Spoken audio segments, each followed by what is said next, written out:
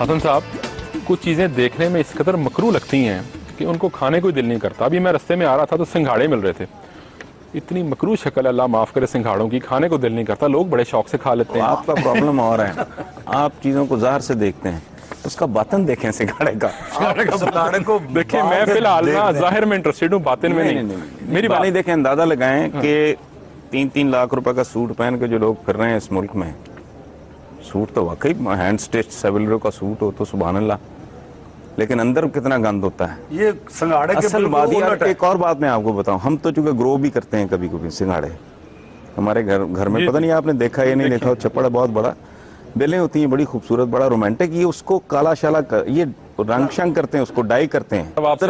जितनी मर्जी तारीफ कर लें, मैं सिंघाड़ा नहीं खाऊंगा। अच्छा, अच्छा मैं आपको बताऊं, बहुत सारे मुल्कों में ये एज अ डेलिकेसी यूज होता है।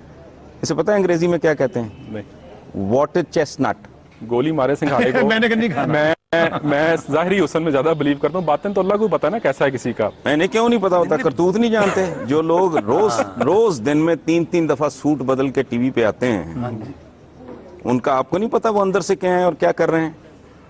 तो उनको इसलिए आप अप्रिशिएट करेंगे कि उसने परफ्यूम बड़ा आला लगाया हुआ है या उसने सूट बड़ा कीमती पहना हुआ है। आप जैसे पाकिस्तानियों के लिए वैसे भी सिंघाड़े का जो पाउडर है ना, ये दूध में भी इस्तेमाल करते हैं उसकी थिकनेस बढ़ाने के लिए। जालसाजी का एक तरीका बता रहा हूँ आप। नहीं, आप खाते नहीं होंगे तो आप पिया जरूर हो। नहीं, वैसे भैंस आपको कैसी लगती है? नहीं, मैं भैंसें बड़ी बड़ी खूबसूरत भी होती हैं वैसे। हाँ, भैंसों का अपना हुस्न होता है, वो उसमें तो दो राय नहीं हो सकती। फिर वो दूध भी देती है। हमारी तो सुपरस्टार्स भी रही हैं, हमारी तो सुपरस्टार्स भी रही हैं कुछ भैंसें। That I agree with you, है ना। अच्छा, आप ये देखें कि जो सुओ मोटो नोटिस हैं हसन साहब, चीफ जस्टिस साहब के, उनका दायरा अब इतना वसी हो गया कि वो सऊदी अरब तक भी फैल गया है। सुओ मोटो नोटिस तो खैर इस केस में नहीं लिया गया, लेकिन जो सऊदी शहजादा है, उन्होंने खत लिखा है चीफ जस्टिस ऑफ पाकिस्तान को, और उन्होंने कहा है जी कि वजारत मजहबी अमूर जो है ये ज़रा एक मामले की तहकीकात करे कि पाकिस्तान में लगाएं वजारत मजहबी अमूर, और किस मामले की तहकीकात करें कि हाजियों है आपके और मेरे मुंह, हाजियों की राहजगाहें जो हैं वो महंगी दी जा रही हैं। यानी जो रेट था जो उन्होंने तय किया था वो 3300 रुपये फी कस था, जबकि जो प्रोवाइड की जा रही है वो 3600 रुपये रियाल फी कस है। और अब चीफ जस्टिस साहब ने कहा है कि इस पे रिपोर्ट, यहाँ कौन है जो दिहाड़ी नहीं लगा रहा?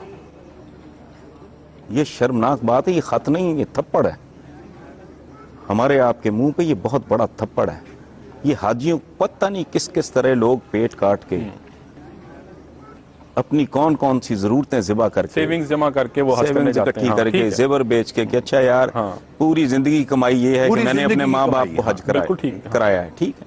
ये बेरहम, उनको भी नहीं छोड़ते, उनको भी नहीं माफ करते। और आप यकीन करें, ये जो कंफ्यूजन फैला रहे हैं ना, खत आया होगा नहीं आया होगा, मैं ज़ाती तौर पे 100% श्योर कि अगर ये खत नहीं भी आया तो बात फिर भी ठीक है। एक और भी खबर, वो भी इत्तेफाक से सऊदी अरब से रिलेटेड है, कि उन्होंने एक फतवा जारी किया है कि जो औरतें हैं वो बतौर कैशियर जो है सऊदी अरब में वो जॉब नहीं कर सकती, वो जॉब उनका करना हराम है।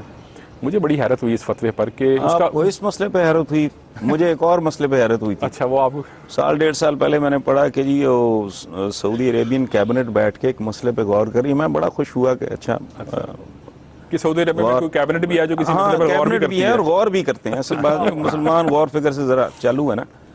तो जब मैंने मसला पढ़ा तो सर पकड़ के मैं बैठ गया। मसले जिस पे गौर कर रहे थे वो ये था कि औरतों को ड्राइविंग की इजाजत दी जाए या ना दी जाए, तो इसको छोड़ें। आप वैसे आपस की बात है, मसला छोटा नहीं था जिस पर उन्होंने गौर करने के लिए कभी ना बिठाई थी। आप नहीं, आपको पॉजिटिव बात करें कि यूएई में जुमे का खुतबा अंग्रेजी में जो गवर्नमेंट ने डिसाइड किया है कि अंग्रेजी में दिया जाएगा, ताकि वो मुसलमान जो अरबी नहीं समझते, ये है पॉजिटिव। ये बिल्कुल ठीक आप कह रहे हैं, ये भी पॉजिटिव बात है। और फिर वो जो आपका एक फेवरेट सब्जेक्ट है साइंस और टेक्नोलॉजी का, उसमें मैंने एक खबर हसन साहब पढ़ी कि एक ऐसा टेस्ट मार्केट में आने वाला बहुत जल्द, एक तहकीक की गई जिससे ये पता लग सकेगा कि आइंदा बरसों में किसी बंदे को दिल की बीमारी लाहक होने का कितना चांस है, और उसका फिर इलाज और उसका मुदावा किया जा सकेगा चंद 1-2 सालों में इंशाल्लाह। वही कर रहे हैं आप, तो जुमे की छुट्टी का फैसला कर रहे हैं कि जुमे की हो या इतवार की हो। ये आपके तो इश्यूज ये हैं। देखिए मेरी बात, आप उनकी तारीफ जरूर करें, हमें कंडेम ना किया करें। हम भी थोड़ा बहुत अच्छा होता है नहीं कर ही लेते हैं उनको, हम नहीं उनकी तारीफ कर میاں صاحب کو دائرہ اسلام سے خارج کرنے کی دھمکی پچھلے دنوں دی جائے، یہ کیا That was ہے؟ absurd. Nonsense. ہاں بالکل. اب یہ اندازہ لگائیں کہ بنی نوع انسان کا کتنا بڑا وہ سائنٹسٹ ہوگا جو یہ پرڈکٹ کرے، اور یورین کا ٹیسٹ ہے وہ، یہ میں نے بھی پڑھا ہے کہ جی آپ کو 25 سال کے بعد ہارٹ کا یہ پرابلم ہو سکتا ہے، تو پریمپٹیو میئرز یہ ہم ریکمینڈ کرتے ہیں. یہ اتنا بڑا احسان ہے، ایکس رے سے لے کے اس طرح کی تحقیق تک. میں حیران ہوں کہ ہم بھی کوئی 1.25 ارب کے قریب ہیں، ہم میں سے کوئی بندہ نہیں ہے جو کوئی ہمارے کو تالے لگ گئے ہیں عقلوں کو آنکھوں کے آگے پردے ہیں. کیا ہو گیا ہے؟ ہم اس قرۂ ارض پہ کنٹریبیوٹ کچھ نہیں کر رہے، ہم پیراسائٹس ہیں یا ہم بینیفیشریز. بڑے کریٹیو لوگ ہیں، ایک ایسی کریشن ہم ایجاد کرتے ہیں جو دنیا کے کسی بندے کے دماغ میں نہیں آ سکتی. آپ بکرے کا وزن بڑھانے، میں آپ کو ایک اور عجیب بات جعلی دودھ بنانے میں، کہ جو وطن کارڈ ہیں جو سیلاب زدگان کے لیے جاری کیے گئے ہیں، وہ استعمال شدہ وطن کارڈ کچھ لوگ بڑی بھاری قیمت پر خرید رہے ہیں، اور یہ سمجھ نہیں آ رہا کہ وہ ان کو خرید کر کریں گے کیا.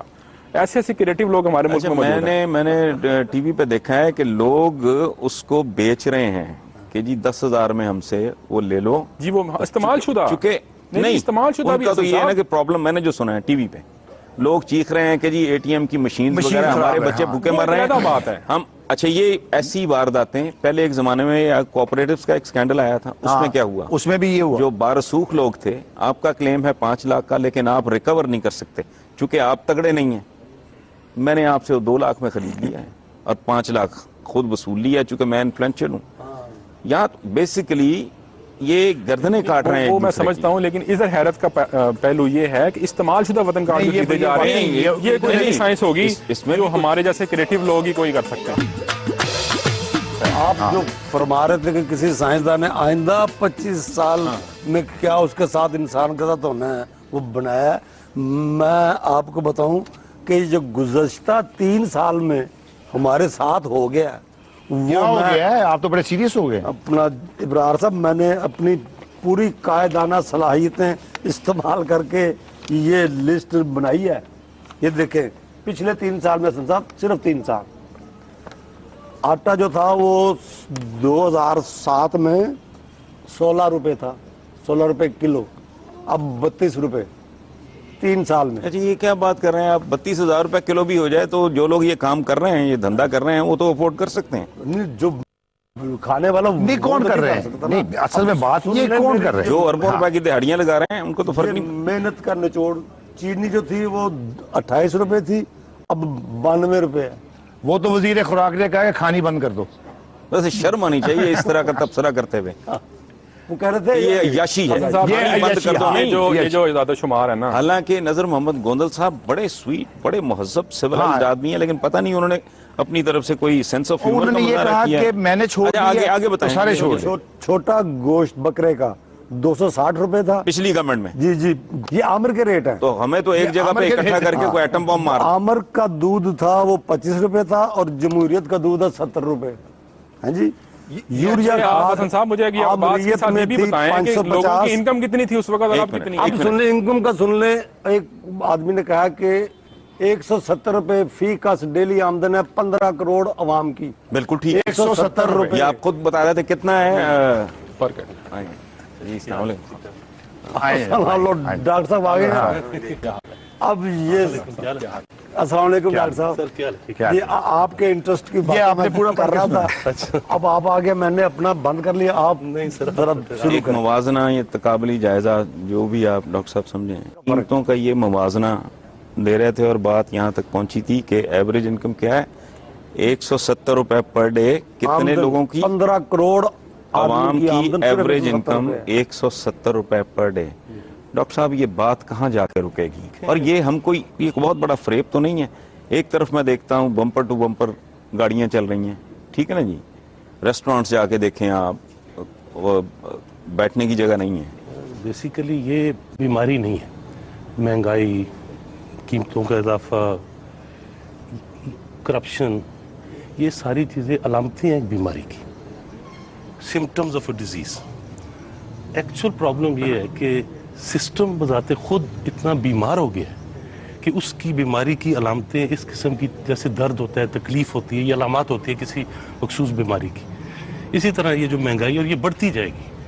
اور اگر آپ یہ سمجھیں کہ سسٹم جمہوریت ہے تو میں سمجھتا ہوں کہ جمہوریت کوئی تاریخی معاشی اقتصادی سسٹم نہیں ہے. میری بات کچھ چیزیں جو ہے نا حسن صاحب میں نے نوٹ کیا کہ مت بھی بن گئی ہمارے ہاں. انہوں نے ایک تقابلی جائزہ سا پیش کیا ہے. لوگوں کی انکم بھی تو بڑی ہے. آپ اپنے ارد گرد نظر اٹھا کر دیکھ لیں, جن لوگوں کو آپ جانتے ہیں جو آپ کے گھروں میں کام کرتے ہیں, جو مزدور طبقہ ہے, دائیں بائیں لوگ, کیا ان کی حالت وہی ہے جو آج سے 5 سال پہلے کی تھی؟ صاحب نے جو کوشچن کیا ریلیٹڈ ہے اس میں یہ کہ بیسیکلی ایک جو طرز چینج کیا 1980 کے بعد اس کو چلانے کی. پہلے یہ ہوتا تھا کہ ایک کینشینسٹ پالیسی ہوتی تھی جو ایوب خان کے دور میں, بھٹو صاحب کے دور میں چلتی رہی. اب ریاست جو ہے وہ معیشت سے نکلتی جا رہی ہے پرائیویٹائزیشن کے ذریعے ان چیزوں سے. اور یہ جو نیا طریقہ کار ہے جس کو مانیٹرزم کہا جاتا ہے یا ٹرکل ڈاؤن اکنامکس ہے, اس میں پاکستان میں جو آبادی افیکٹڈ ہے جس کو اب مڈل کلاس کہتے ہیں, جہاں ٹرکل ڈاؤن جہاں تک کر رہی اکانومی وہ 1.5, 2, 3, 3.5 کروڑ تک ہو سکتی ہے. ڈفرینٹ لیئرز ہیں مڈل کلاس کی, اور وہ ہم اور یہاں اور گاڑیوں میں مڈل کلاس کو آپ کیسے ڈیفائن کریں گے؟ کتنی انکم سے کتنی انکم تک کے آدمی کو آپ کہیں گے کہ وہ مڈل کلاس؟ میرے خیال میں 50,000 سے, اگر انفلیشن ریٹ کو دیکھا جائے, 50,000 سے 2.5, 3.5 lakh monthly income middle class ہو سکتی ہے. وہ اس میں پھر آگے کیٹیگری اس میں پھر ڈفرینٹ کیٹیگری. ٹھیک ہے, اس کے ذریعے ان کو یہ تو پرواہ ختم ہو گئی ہے سسٹم میں کہ پہلے جو ہوتا تھا کہ اصلاحات کی جاتی تھی, ریفارمزم تھا, ہیلتھ, ایجوکیشن, سارا کچھ سرکار کرتی تھی. اب وہ سرکار نے اپنے سارے کام چھوڑ دیے اور اس کو ٹوٹلی پرائیویٹائز کر دیا, جہاں علاج بیماری ایک کاروبار ہے. اس میں تو لاجک یہ دیتے ہیں نا کہ اسٹیٹ کا کام نہیں ہے کاروبار کرنا. دیکھیں نا, دوسری طرف جتنا بڑا کاروباری ہے وہ پالیٹکس میں ہے. بالکل, پولٹری سے لے کے چینی تک بالکل تمام بڑے بڑے کاروباروں پہ سیاستدان ہیں اور انہوں نے باقاعدہ مافیاز میں بنائے. ڈاکٹر صاحب سے پوچھوں گا کہ آپ یہ بتائیں, پیٹرول جس طرح گورنمنٹ کبھی مہنگا کرتی ہے 5, 6, 7 روپے جب کرتی ہے, یہ بڑا ڈیفیکلٹ ڈیسیژن ہوتا ہے. اور انفیکٹ یہ ایک طرح کی ایزی ٹیکسیشن ہوتی ہے. لوگ ویسے تو ٹیکس نہیں دیتے, تو پیٹرول مہنگا کر لیں, آپ بھی دیں گے ٹیکس, آپ کا ڈرائیور بھی اتنا ہی دے گا, میں بھی اتنا ہی دوں گا, سارے اتنا ہی دیں گے. اس کو اوائڈ کیا جا سکتا ہے کہ یا یہ واقعی انٹرنیشنل اکانومی کے ساتھ اس کو ریلیٹ ہی کر سکتی ہے گورنمنٹ؟ بین الاقوامی قیمتیں بڑھ گئی ہیں تو اس کو بڑھانا ہی پڑتا ہے, کیونکہ پیٹرول ہمارے پاس تو نہیں ہے اور حکومت تو اب اس میں سے بھی کل نکل گئی ہے. یہ قیمتیں بھی اب وہ کمپنیاں خود ہی فکس کیا کریں گی. جیسا لال صاحب نے کہا کہ حکومت بہت سارے معاملات سے فارغ ہو رہی ہے, لیکن مجھے ذرا یہ ایک اوور آل ویو لینے دیں کہ قیمتوں کے بارے میں یہ طے شدہ ہے کہ یہ کم نہیں ہوا کرتی.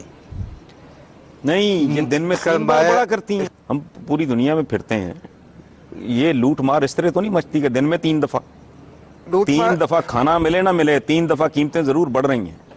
سعودی عربیہ سے لے کے یورپ تک, امریکہ تک, یہ طریقہ ہے. قیمتیں ٹھیک ہے آپ کی بات بڑھتی ہیں, لیکن اس طرح ٹوٹے ہوئے چھتر کی طرح بڑھتی ہیں. کوئی طریقہ ہوتا ہے, کوئی سسٹم ہے. ڈاکٹر صاحب پیٹرول تو انٹرنیشنل کے ساتھ چل رہا ہے, یہ گنا بھی انٹرنیشنل چینی. نہیں, یہ بتائیں پلیز ذرا اس کو ایکسپلین کریں نا, ہم ذرا جاہل لوگ ہیں, ہم کو ذرا سمجھنے میں آسانی رہے گی. اس میں جہالت کی کوئی بات نہیں, کیونکہ عوام تو یہی سمجھتے ہیں نا کہ یہ کیوں اتنا آربیٹریلی سب کچھ وہی تو میں ہوتا عرض کر رہا ہوں. یہاں قیمتوں کا نظام جو ہے بہرحال کافی کلپٹ ہے, الٹ پلٹ ہے, جو طریقہ کار ہونا چاہیے وہ نہیں ہے. لیکن میں ایک اوور آل بات کر رہا تھا کہ کم قیمتیں ہونے لگے تو اس کو ریسیشن اور ڈپریشن کی طرف اکانومی چلی جاتی ہے. دیکھنا یہ ہوتا ہے کہ اکانومی گرو کر رہی ہے یا نہیں کر رہی. اکانومی گرو کرتی ہے تو اس کے ساتھ تھوڑی بہت قیمتیں بڑھتی جائیں, اس سے عوام کو فرق نہیں پڑتا. آپ نے یہ بھی پوچھا کہ اچھا قیمتیں تو بڑھ رہی ہیں لیکن لوگوں کی انکم کا کیا حال ہے. اب یہ دیکھیں, آپ نے کبھی یہ سوچا کہ احتجاج جتنا ہونا چاہیے اتنا نہیں ہو رہا, حالانکہ یہ بالکل ٹھیک ہے, میں آپ سے جو بات کر رہا تھا یہ وہی ٹھیک بات کیوں نہیں ہو رہا. نہیں, احتجاج ماتم تو بتھیرا ہو رہا ہے, واک آؤٹ کر رہے ہیں اسمبلی سے, سینٹ سے, لوگ چیخ رہے ہیں. یہاں تک تو کہا ہے لوگوں نے کہ ہم کو اکٹھا کر کے حکومت زبانی جمع خرچہ, یہ تو زبانی جمع خرچہ واک آؤٹ کر دینا یا احتجاج ہوا کرتے تھے جیسے ایوب خان کے خلاف احتجاج ہوا کرتا تھا, اس طرح کا کوئی احتجاج آپ کو ہر طبقے کے احتجاج مختلف ہوتے ہیں. ایک احتجاج ہیں جو ہمیں زیادہ نظر آتے ہیں وہ سول سوسائٹی کے احتجاج ہے. اب سول سوسائٹی وہ 5 لاکھ والی جماعت سے تعلق رکھتی ہے. ایک احتجاج ہوا تھا 2007 کو جب بے نظیر واپس آئی تھی, وہ ان سول سوسائٹی جو ہے اخلاق والی جماعت سے تعلق رکھتی. ایک احتجاج ہوا تھا 2007 کو جب بے نظیر واپس آئی تھی, وہ ان سول سوسائٹی جو ہے جو غریب لوگ ہیں, ہم بات کر رہے ہیں وہ یہ تھا جب آپ کو یاد میری ہو بات اچھا اس میں یہ کہ وہ احتجاج اور نوعیت کا تھا. جس دن وہ قتل ہوئی ہیں ریاست was hanging in mid air, ٹھیک ہے, پیرالائز ہو چکی تھی, پیرالائز ہو گئی تھی ہر چیز. وہ ان سیول غریب لوگ تھے, جوتی نہیں ہے, کپڑا نہیں ہے, لیکن غریب لوگ ہر روز احتجاج نہیں کرتے. ریولیوشنری پیریڈز اور ہسٹوریکل ایکسیپشنز, ہر روز محنت کش طبقہ جس کو ایک مہنگائی کا زخم لگ رہا ہے, بیماری کا زخم لگ رہا ہے, دکھ کا زخم لگ رہا ہے, ایک شوق میں گیا ہوا ہے 2007 کے بعد, نمنس ہو گئی ہے, نمنس ہو گئی ہے, ایک شوق ہے. اور اس شوق سے جب وہ بریک ہوگا تو اس کا احتجاج پھر آپ حیران ہوگے کہ وہ کتنا پھاڑ دے گا سب کچھ. نہیں, لیکن میں نے جو احتجاج اس کی حسن صاحب بات کی تھی نا, کوئی آج سے سال ڈیڑھ سال پہلے کریں, میرا زیادہ کنسرن یہی ہے. مجھے خوف آتا ہے. صحیح.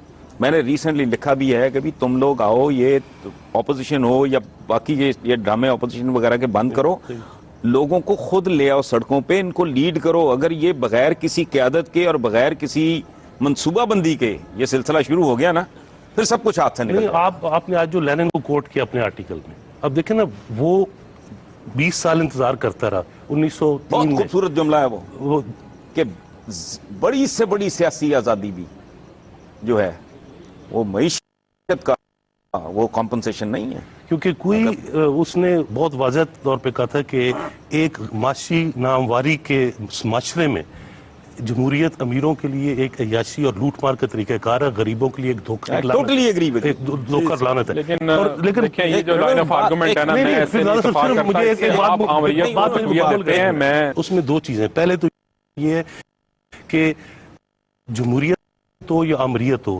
دونوں ایک ہی نظام کو بچانے کے لیے مختلف ادوار میں استعمال کیے جاتے ہیں میتھڈالوجیز, کیونکہ democracy is not a system. آپ دیکھیں نا, روم میں پریٹورین ڈیموکریسی تھی, ایتھینین ڈیموکریسی کی ہم بات کرتے ہیں, اسلام کی شورائی ڈیموکریسی تھی. کیا وہ سارے معاشی اور اقتصادی معاشرتی نظام ایک جیسے تھے؟ ایک سلیوری تھی, ایک مرکنٹائل کیپٹلزم تھا, ایک فیوڈلزم تھا, اور ان سب میں ایک ڈیموکریسی چلتی تھی. ڈیموکریسی کوئی نظام نہیں ہے, نظام سرمایہ داری ہے, وہ بحران کا شکار ہے, وہ بیمار ہے, اس بیماری کی وجہ سے پورا معاشرہ جب اس سے لال صاحب افسوس کی بات یہ ہے کہ سرمایہ دارانہ نظام ہو یا کوئی اور ہو, ہم نے تو وہ پورا اپنایا بھی نہیں. کاش کہ ہم سرمایہ دارانہ نظام ہی پورا اپنا لیتے تو کم از کم اس کی خرابیوں کے ساتھ ساتھ اس کی ہم اچھائیاں بھی اپنے حکمران طبقے, ہمارا جو سرمایہ دار طبقہ ہے وہ جب آیا ہے, انہوں نے جب پاکستان لیا ہے, تو اس طبقے کو فوراً ہی محسوس ہو گیا کہ ہمارے ساتھ ہاتھ ہو گیا, کیونکہ وہ تاریخی طور پہ بہت تاخیر سے آئے تھے, ہسٹوریکل بلیٹڈنس تھی اس میں, ان کے پاس اتنی ٹیکنالوجیکل اور معاشی بنیادیں نہیں تھی کہ وہ سامراجی کا مقابلہ کر سکے ورلڈ مارکیٹ میں. اس لیے انہوں نے جو طریقہ اپنایا وہ ایک طرف جو جاگیرداری کی باقیات تھیں ان کا آسرا لیا, اور دوسری طرف سامراج کی گماشتی شروع کرتی. unlike lot of other countries. نہیں, ہم تو پارٹیشن کے میں حوالے سے بات کر رہا ہوں نا. اس میں بیسیکلی جو رولنگ کلاس تھی وہ کوئی ایک بنیادی جو فریضہ تھا سرمایہ داری نظام کو پورا کر ہی نہیں سکی, نہ کر سکتی ہے, نہ کبھی کر سکے گی, کیونکہ وہ تاریخی طور پہ دیر سے آئی ہے میدان میں. اور جب وہ آئی ہے تو اس کو پتہ لگ گیا کہ میں تو اب گماشتگی کر کے کمپراڈور برجوازی کے طور پہ گزارا کر سکتے, وہ کر رہے ہیں. کمیشن ایجنٹ ہے وہ مختلف ملٹی نیشنلز کے, انڈیپینڈنٹ انڈسٹری انفراسٹرکچر پیدا نہیں کر سکے, زرعی انقلاب نہیں برپا کر سکے, جاگیرداری کو ختم نہیں کر سکے. اور اسی بنیاد پہ اگر ہم دیکھیں تو جو پارلیمنٹری ڈیموکریسی اس کی ریفلیکشن ہے وہ اسی معاشی فیلئر کی عکاسی ہمیں ڈیموکریسی میں نظر آتی ہے. لیکن انڈیا کی آپ بات کرتے ہیں, وہاں جمہوریت بھی تو اس سب کے ساتھ ساتھ چلی ہے, تو اس لیے آپ یہ نہیں کہہ سکتے کہ جمہوریت اور اس میں کوئی تضاد ہے. بات یہ ہے کہ جمہوریت تو ایک فریم ورک ہے, اور جمہوریت سے بہتر ابھی تک ویسے نظام ڈسکور نہیں ہوا. بات ہر دور کی مختلف جمہوریت یہ ہے کہ آپ اپنی معیشت کیسے چلاتے ہیں, کس کے مفادات کے لیے چلاتے ہیں. کہ ایک مہنگائی ہوتی ہے لا قانونیت کے نتیجے میں, مطلب اگر حکومت نے کسی چیز کی قیمت فکس کی ہے, پرسان حال ہی کوئی نہیں, ٹھیک ہے نا, 450 روپے کلو گوشت, وہ 550 بکنا شروع ہو جائے, 650 بکنا شروع ہو جائے, اس کا کیا حل ہے؟ حکومت کی ذمہ داری نہیں ہے کہ مارکیٹ فورسز میں انٹرفیئر کرے. حکومت کی ذمہ داری ہے عوام کا مفاد سب سے پہلی چیز, جہاں بھی ہو. معیشت میں انٹرفیئر کرنے کا مطلب یہ ہے کہ حکومت خود دکاندار نہ بن جائے, حکومت خود فیکٹری نہ چلائے, لیکن اس کا مطلب یہ نہیں ہے کہ جو رولز آف دا گیم ہے وہ وائلیٹ ہو رہے ہوں تو ان کو بھی ہونے دیں. یہ بیڈ گورننس کی نشانی ہے. لیکن ڈاکٹر صاحب کیونکہ جو ایک آدمی حکومت میں بھی ہے اور اس کی ایک دکان بھی ہے, نہیں اس کی انڈسٹری بھی ہے, وہی اس کا دکان. لمبا دھندا بھی ہے, وہ خود کاروبار حکومت بھی میں ہے. وہ کیا کریں وہاں یہ سے کیا کانٹرڈکشن ہے؟ ہاں یہی کانٹرڈکشن ہے کہ جو رولز آف دا گیم ہیں وہ سرمایہ کاری کے بھی کچھ ہیں. مارکس نے اگر کچھ ایکسپلین کیا ہے تو وہ سرمایہ کاری کو کیا تھا. سوشلزم کے بارے میں کوئی پروٹیکشن بھی کی تھی. اس نے کہا تھا کہ یہ نظام چلتا ہے تو بہت ساری دولت بھی پیدا کرتا ہے جیسے بھی کرتا ہے. اچھا اس کے بعد جیسے جیسے آگے بڑھے تو اس کو جمہوریت کے ساتھ لنک کر دیا گیا کہ معاشی فریڈم اور سیاسی فریڈم ساتھ ساتھ چلتی ہے.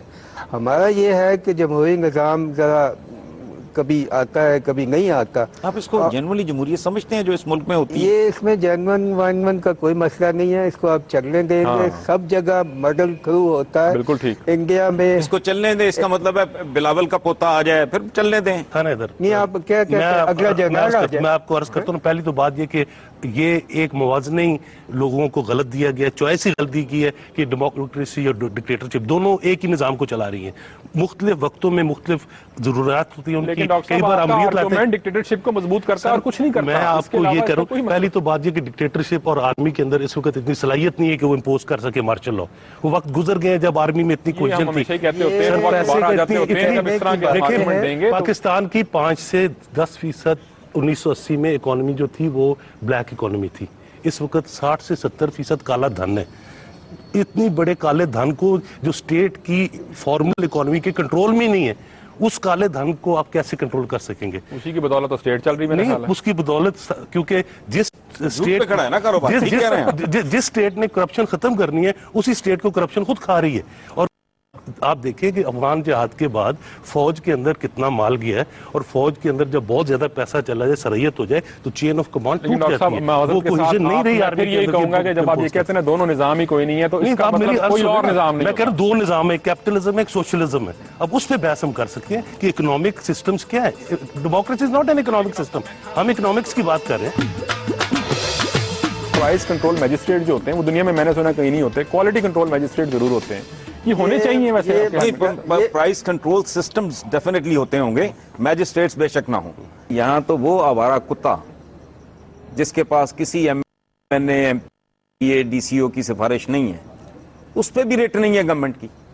یہ کھے کریں گے. یہ کنفیوژن ہے وہ یہ ہے کہ یہ قیمتیں ہے کس کا مسئلہ؟ وفاقی حکومت کا ہے, صوبائی حکومت کا ہے, ضلعی حکومت کا ہے.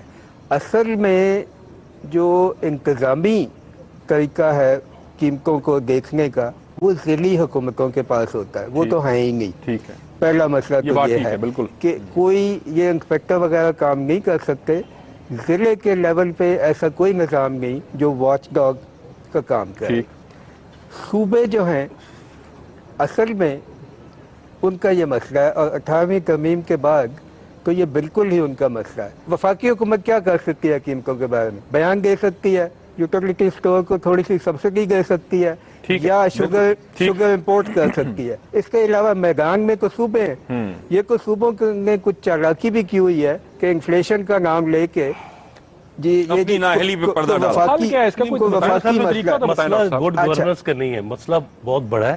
اس ملک میں جو اکانومی ہے, جو سسٹم ہے, وہ ایک کینسر کا مریض ہو گیا یہ ملک.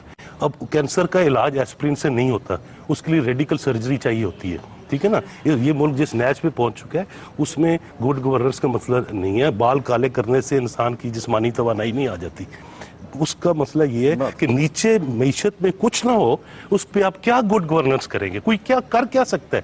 اس میں آپ ایک ہی کام کر سکتے ہیں, آپ فوری طور پہ چاہے مارشل لا کے ذریعے ہے, چاہے سیولین گورنمنٹ لوٹ مار کرے, بھاگ جائے. ایک ڈاکٹر صاحب ایسا ہی ہے نا کہ ایک ایسا گھر جس کے اخراجات ہوں ₹1,00,000 مہینہ, انکم ہو اس کی 10,000, وہ گھر کا سربراہ جتنا بھی اچھی کتنا کیا پرفارم کر لے گا. اچھا ڈاکٹر صاحب یہ بتائیں, آپ چیف اکانومسٹ بھی رہے ہیں پاکستان کے, یہ جب اسٹیٹ بینک کی رپورٹس وغیرہ آتی ہیں, پتہ لگتا ہے اس سال کی جو رپورٹ تھی کہ جو شوگر کا سیکٹر ہے اس نے پروفیٹیرنگ بہت زیادہ کی, اب نارمل پروفیٹیرنگ ہوئی ہے. اسی طرح بینکنگ سیکٹر ہو گیا, سیمنٹ ہو گیا, کارٹلز بنے ہوئے ہیں پورے.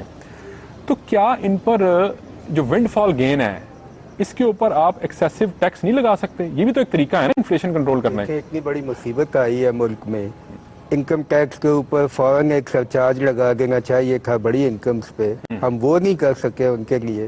تو آپ اتنے بڑے مل اونرز جو سارے اسمبلی میں بھی بیٹھے ہیں دونوں طرف، نہیں فیوڈلز آپ کے اتنی دونوں طرف، بڑی ہولڈنگ ہے، تو ان کو آپ یہ کنٹرول کہتے جی ایگریکلچر انکم پہ ٹیکس. لیکن اس کا مطلب یہ نہیں ہے کہ ہمیں گیو اپ کر دینا چاہیے. دیکھیں اگر یہ کارٹیلز ہیں تو ایک کمپٹیشن کمیشن بھی موجود ہے. جی ہاں بالکل، آپ لوگ اس کی بڑا سپورٹ فعال کریں، ادارہ ہے وہ تو، بلکہ ہاں اس کی سپورٹ کریں، اس کا ایک لا موجود ہے. بالکل. جب بھی آپ ڈی ریگولیٹ کرتے ہیں تو پبلک انٹرسٹ واچ کرنے کے لیے ایک ریگولیٹری باڈی بھی بنتی ہے، امریکہ میں بھی باقی ملکوں میں بھی. جو بھی چیز آپ کہتے ہیں کہ یہ پرائیویٹائز ہو گئی تو ریگولیشن کا نظام بہرحال موجود رہتا ہے. یہ دنیا میں اتنا بڑا جو معاشی بحران آیا، اس میں سبق یہی آیا کہ یہ بینکوں کو کھلا چھوڑ بیٹھے تھے، ان کو ریگولیٹ کرنا سبق حاصل چاہیے نہیں تھا. کیا انہوں نے کچھ سے، ڈاکٹر صاحب یہ وہی بتائیں- پالیسی چل رہی ہے. یہ بتائیں کہ یہ جس طرح ہمارے ملٹی نیشنل کمپنیاں ہیں، آپ ان کا دودھ لینے جائیں 70 روپے لیٹر 60 روپے لیٹر ملتا ہے، قوم میں یہ غالباً 10 روپے لیٹر خریدتے ہوں گے یا 15-20 روپے، مجھے نہیں پتا. اس کا کوئی حال ہے؟ انڈیا نے جیسے ایک کوآپریٹو بورڈ بنایا ہوا ہے، کسان بورڈ بنایا ہوا ہے، اور وہ خود ہی اس سے وہ دودھ جو ہے وہ لیتے ہیں اور مارکیٹنگ کرتے ہیں اور امول بیچتے ہیں. انڈیا ایک بہت بڑی اس کا یہ ملٹی پاکستان کی نیشنل خدمت بنی ہو ہے. سکتا ہے یہ؟ طاہر صاحب اس میں ایک اور بڑی انٹرسٹنگ بات ہے کہ ایک ایسٹ انڈیا کمپنی آئی تھی، ٹھیک ہے، کاروباری، آپ کو ایسٹ انڈیا کمپنی بڑی پسند ہے. ٹھیک ہے. یہ دیکھیں اس پہ آج تک ماتم کر رہے ہیں، پھر کہہ رہے ہیں کہ ہر ایسٹ انڈیا کمپنی پوری دنیا کی وہ ساری یہاں آ جائے.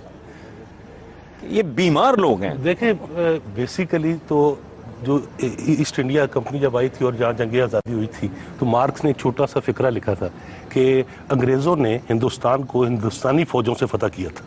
یہ میرے خیال بات بھی میں ٹھیک ہے. امپورٹنٹ چیز ہے. آج جتنی وہ ایسٹ انڈیا کمپنی ہیں ان کے یہ لوگ کمیشن ایجنٹس ہیں. آپ دیکھیں اتنا بڑا سیلاب آیا ہے، درست بات. آج اتنا بڑا سیلاب ہے، اتنی تباہی ہوئی ہے، 460 ڈاکٹر صاحب آپ مسائل ملین کی ڈالر کی نشاندہی تو بالکل صحیح کر رہے ہیں، لیکن اس کا حل جو ہے نا وہ حل جس انقلاب کی طرف اشارہ کر رہے ہیں وہ سوائے فوجی آمریت سے کوئی ہو نہیں سکتا. اسی وقت میں ڈاکٹر صاحب میری ایک بات 460 ملین ڈالر کے لیے امداد لی گئی، اور اسی وقت میں یہ جو ایک سکواڈرن 2 سکواڈرن آئے ہیں F-16 کے 2980 ملین ڈالر ان پہ دیا گیا، کوئی پوچھنے والا نہیں. ڈاکٹر طاہر صاحب جو کہہ اس رہے پہ ہیں کتنے ایکشن ہے سر؟ آپ ان سے کچھ پوچھنا چاہ رہے تھے. میں یہی پوچھنا چاہ رہا تھا کہ یہ پنجاب یا ہمارے علاقے جن کو آج پاکستان کہتے ہیں، اس میں ایسٹ انڈیا کمپنی نہیں آئی تھی، اس میں برٹش گورنمنٹ آئی تھی. اسی لیے ہم ذرا سبحان اللہ، آپ کہہ رہے ہیں کینگرو نہیں آیا تھا، کینگرو کا بچہ آیا نہیں، تھا. آپ فرق دیکھیں نا. حد ہو گئی تاج برطانیہ کیا تھا. نہیں بات کو سنیں نا، اس کا اثرات ہوتے ہیں، تاریخی اثرات ہوتے ہیں. بنگال کو دیکھیں، ایسٹ انڈیا کمپنی نے سب سے پہلے اس کی اینٹ سے اینٹ بجا دی. آج بھی وہ احتجاج کرتے ہیں جب بھی انہیں بات تکلیف. وہی ہے جو ڈاکٹر صاحب نے کی ہے کہ پلاسی کی جنگ، سلطان ٹیپو کے خلاف بکسر کی جنگ، وہ مارکس نے ٹھیک کہا تھا کہ ہندوستان کو ہندوستانیوں کے بلبوتے پہ انہوں نے فتح کیا ہے. جعفر از بنگال صادق از دکن، ننگے زمین ننگے آسمان ننگے وطن. یہ وہی لوگ تھے نا. یہ جعفر میر صادق ہے جو ہمارے یہاں تو مصیبت یہ ہے کہ تاریخ کو اتنا مس کرتے ہیں، سچی بات ہی کوئی نہیں پڑھاتا. اب اس میں اگر آپ دیکھیں تو حل کی طرف جو آپ بات کریں نا، حل کوئی آسان حل نہیں ہے، چھوٹا حل نہیں ہے. یہاں پر یہ ان کو پوچھیں کیا ہوا بھائی؟ کیا ہوا؟ ہاں تو مروں نہ تو اور کیا کروں میں؟ کیا زندگی کرنے لگا تھا؟ گزارنا جیرن بن گئی ہے جناب. کیا میں ہوا؟ خودکشی کرنے کے لیے پیٹرول لینے گیا ہوں، وہاں پہنچا ہوں تو پتا چلا وہ بھی مہنگا ہو گئے.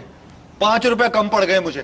اب مجھے 5 روپے دے، اگر آپ لوگ نہیں دیں گے تو 1 مہینہ اور مزدوری کروں گا، میں پیٹرول خریدوں گا اور اپنے آپ کو آگ لگاؤں گا. یار سمجھاؤ اسے، جا بٹھا کے جاؤ. کوئی نہیں سمجھا سکتا. زندگی گزارنا حسن مصیبت صاحب بن ویسے گئی. میں آپ کو ایک بات بتاؤں، یہ جو لوگ خودکشیاں کرتے ہیں وہ اپنی بڑی ہوئی خواہشات کی وجہ سے نہیں کرتے. 15 کروڑ لوگ 16 کروڑ لوگ خودکشی نہیں کر سکتے. ہاں، ٹھیک. حالت ان کی ویسے خودکشی والی ہے اس وقت جو ہے. دیکھیں پرویز مشرف کے دور میں 6 سے 7%. یہ میں نہیں مانتا پلیز ڈاکٹر صاحب کی ان کی 15 کروڑ کو آپ نے کہہ دیا کہ حالت خودکشی آپ والی میری ہے. فکر تو لینا جی. کہ جب 2001 سے 2008 تک جو گروتھ ریٹ تھا 7 تک وہ 7% تھا. یہ آپ کے فرق سلیم صاحب نے آپ کے اخبار نیوز آن سنڈے میں فگر دیا تھا کہ مشرف کے دور میں 10,000 لوگ روزانہ غربت کی لکیر سے نیچے جا رہے تھے جب 6 سے 7% ایوریج گروتھ ریٹ تھا. آج 1.8 ایوریج گروتھ ریٹ, اور پاسبل ہے کہ اکانومی انفیکٹ کانٹریکٹ کرے فلڈز کی وجہ سے, سکڑ جائے معیشت. اور اس میں آپ سوچیں کہ کتنے, میرے خیال میں اگر اسٹیمیٹ لگائے تو 25 سے 30,000 لوگ غربت کی لکیر سے نیچے گر رہے ہیں ہر روز. پرویز مشرف صاحب کے دور میں جب وہ جانے لگے تھے نومبر سے آنورڈ 3.25 بلین ڈالرز کے ریزرو بھی گر چکے تھے. ٹھیک ہے, ان کا جو ایک زمانے میں 2005 میں 19% تھا لارج اسکیل مینوفیکچرنگ, وہ 4% تک رہ گئی تھی. تو یہ سی اعداد و شمار, انہوں نے تو ڈالر ہلنے نہیں دیا تھا. کتنے سال بڑے یہ پیٹرول کی قیمتیں بھی نہیں بڑھائی اس وقت, وہ ابھی تک ہم بھگت رہے ہیں. انہوں نے خوب پیسے بانٹے الیکشن لڑنے کے لیے. آخر میں جس کو ہم مانیٹری ایکسپینشن کہتے ہیں, جس میں اسٹیٹ بینک سے بوروئنگ کہتے ہیں, وہ سب انہوں نے وائی کبائی 400 ارب روپے کی پالیسیاں یہی تھی, ان کی پالیسیاں کنٹینیو ہو رہی ہیں. پاورٹی کی میں بات کروں, میرا ان کی پالیسیاں میرا خود اختلاف ہوا, حسن صاحب کیا تھا, میں نکالا گیا اعداد و شمار پاورٹی کے مینوفیکچر کیے. شوکت عزیز صاحب نے آپ کو کس سلسلے میں, کس پاورٹی جرم میں کے نکالا؟ فگرز پہ اختلاف تھا کہ جو وہ پاورٹی گراتے چلے جا رہے تھے. میرا یہ خیال تھا کہ یہ فگرز مینوفیکچرڈ ٹروتھ ہے. اچھا ٹھیک ہے, تو وہاں اس زمانے میں حالات یہ تھے کہ ای سی سی بیٹھی ہوئی ہے کہ بھئی یہ فلاں کوئٹہ میں فلاں چیز کی قیمت کیوں بڑھ گئی ہے. ایسے لگتا تھا جیسے حکم ہو گیا, اگلی دفعہ وہ کم ہو جاتی تھی. اعداد و شمار انہوں نے بہت ہیرا پھیری کی, بہتر ہوا, اس سے حالات خراب ہو گئے. نہیں, یہ جو کر رہے ہیں بدتر ہوا کہ اس زمانے میں حالات بہتر تھے, معاشی حالت بہتر تھی. 7 ارب ڈالر کے تو انہوں نے کوڑیوں کے انہوں نے بہت ہیرا پھیری کی, اکانومی میں سب کچھ کیا. میں صرف 2 باتیں کر رہا ہوں. 2 بنیادی چیزیں ہیں, علاج اور تعلیم. ان کو ہر مہذب معاشرے میں اس ریاست کا فرض ہوتا ہے کہ ہر آدمی کو فراہم ہو, پرائیورٹی دی جاتی ہے. ابھی ونزویلا میں دیکھیں, غریب ملک ہے, ہر آدمی کو ہر سطح پہ علاج فری ہے. یہاں پہ جب آپ علاج اور تعلیم کو کاروبار بنا دیں گے, کیونکہ سب سے زیادہ پروفٹ اس میں ہے, اس لیے آپ اس کو پرائیویٹائز کر. ڈاکٹر صاحب آپ نے بھی کہا 15-16 کروڑ